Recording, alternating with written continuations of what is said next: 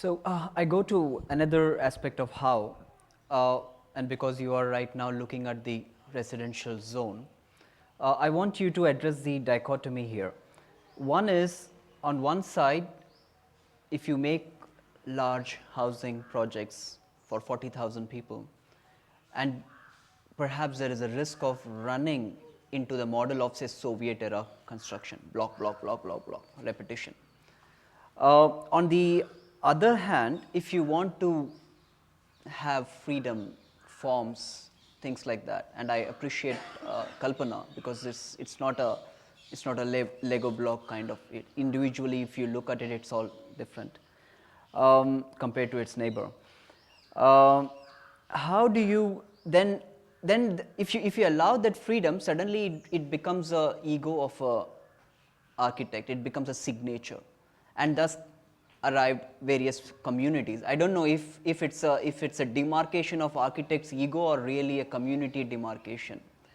So how do you designaturize the projects while building large housing projects for, say, places for future sadhaks?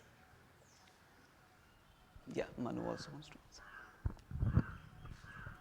I feel we need a new kind of architecture studio or a town planning studio, which is totally open, pretty much like this, where anybody can walk in from any direction, anytime, with no background in architecture or planning, and give an input. And stay for as long as they want, or leave. There's no commitment to. So I feel what that enables is an open participation in the shaping of the dream into a real design.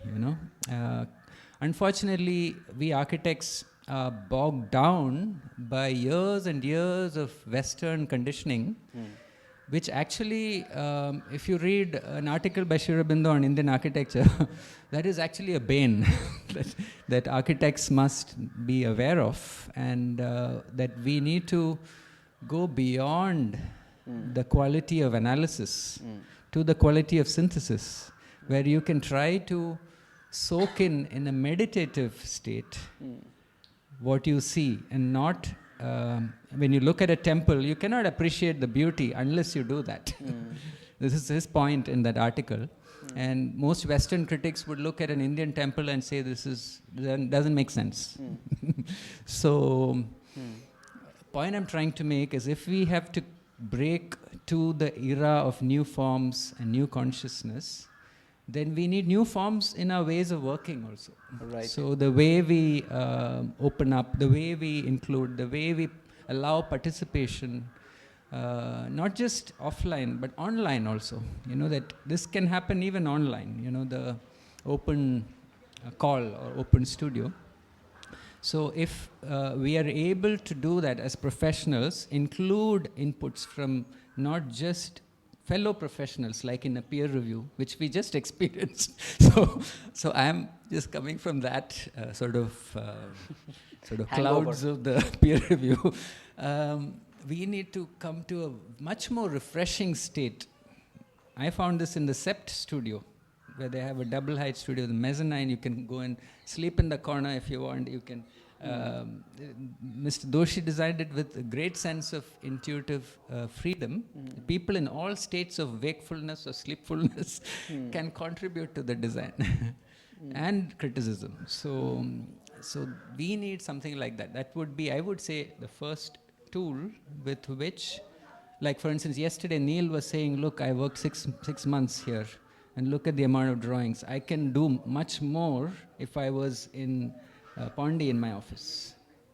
Now, it's unfortunate. Why should we feel like that? We've been building the town hall office for so many years, decades, I would say. Yeah. And is this all we can do? So this is one challenge personally, I feel. If we can overcome this, to create an instrument or a space where anybody can participate in city planning in real terms, not in terms of just jargon or whatever, but real terms, some idea, something. A child wakes up in the morning, has an idea for a new kind of slide in the school. which actually is fantastic. And he or she can bring that to ATDC. Feel free to just walk in.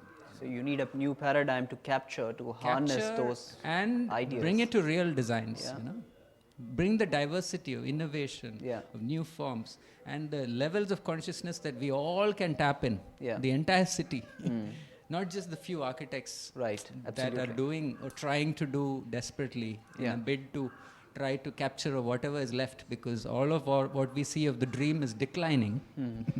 And it's a last ditch sort of effort, I would say, to reclaim the dream Yeah. and try to realize it, you know, as much as we can within the circumstances, you know.